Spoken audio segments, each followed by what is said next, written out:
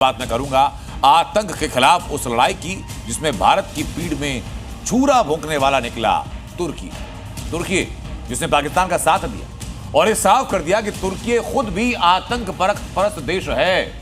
राष्ट्रपति एर्दोगान ने के बुरे वक्त में पाकिस्तान के साथ खड़े रहने की बात कहकर अपने पाकिस्तान प्रेम को दुनिया के सामने जाहिर किया, लेकिन इस फैसले पर भारत के अंदर तुर्की के बायकॉट ने जोर पकड़ लिया।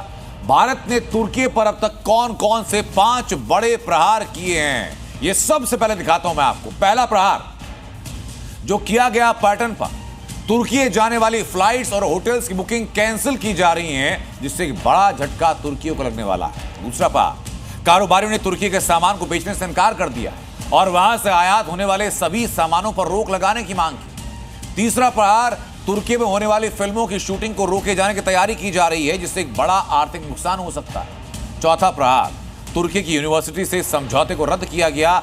जेएनयू और जामिया मिलिया इस्लामिया ने तुर्की के सभी एजुकेशन इंस्टीट्यूट के से हुए एमओयू को रद्द कर दिया। और पांचवा प्रहार, तुर्की को आतंकवाद का साथ देने वाला देश घोषित करने की मांग है।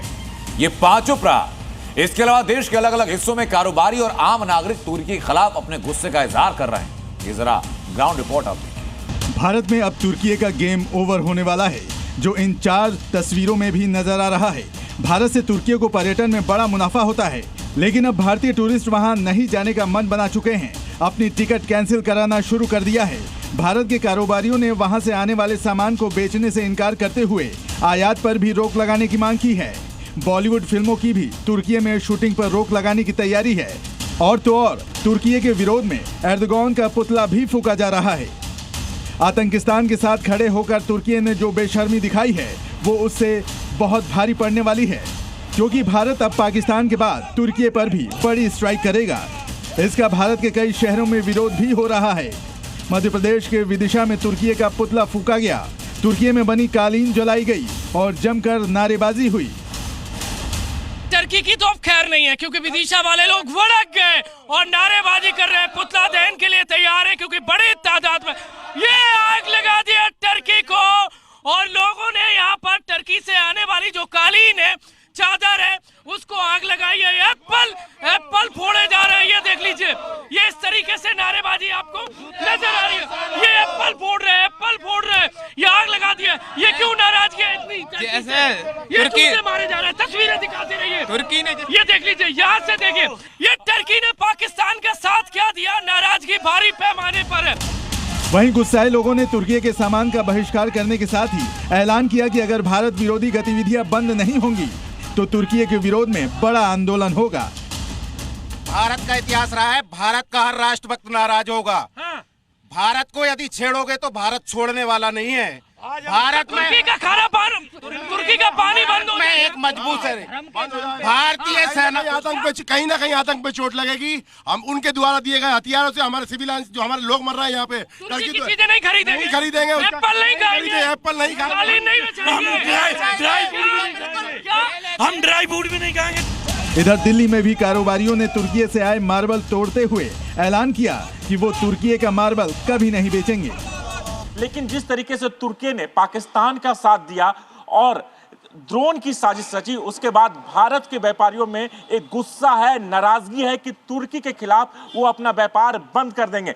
मार्बल मार्केट की बात करें, लगभग 2,500 करोड़ का व्यापार मार्बल का तुर्की के साथ हर साल होता है, लेकिन अब विरोध का स्वर उठने लगे हैं और तमाम मार्बल व्यापारी ने कह दिया है कि बाइकॉट तुर्की। जिस हिसाब से टर्की की ये आतंकवादी गतिविधियों में स्पॉन्सर पाकिस्तान को सपोर्ट किया है, हम उसका बहिष्कार करेंगे। हम उनका पत्थर नहीं बेचेंगे और रोष प्रकट करते हुए हमने पत्थर को भी, तुर्की के पत्थर को तो देखिए यहाँ पर ये तुर्की के पत्थर हैं जो बाहर रख के जहां पर पैरों से कुचला जाता है।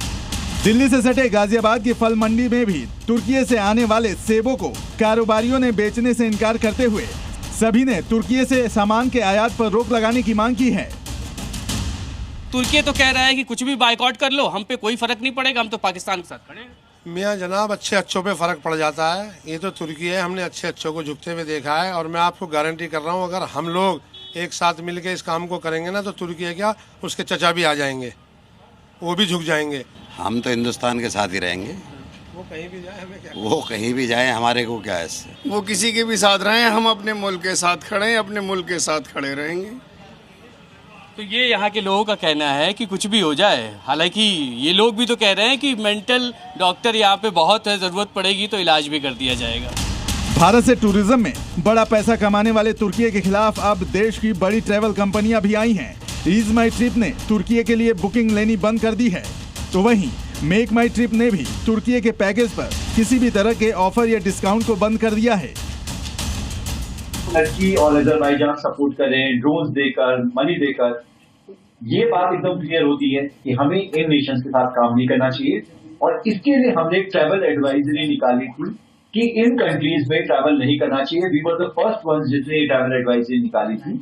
हमें बहुत खुशी है इस बात की कि हमें देखकर काफी सारी ट्रैवल एजेंसीज ने भी ये एडवाइजरी निकाली, और आज के टाइम में हमारे एफर्ट की वजह से boycott Turkey, boycott Azerbaijan trend कर रहा है। इस बीच तुर्की के राष्ट्रपति एर्दोगान ने बेशर्मी दिखाते हुए बयान दिया है कि चाहे उनके मुल्क को कितना भी आर्थिक नुकसान हो, वो पाकिस्तान का साथ देना बंद नहीं करेंगे।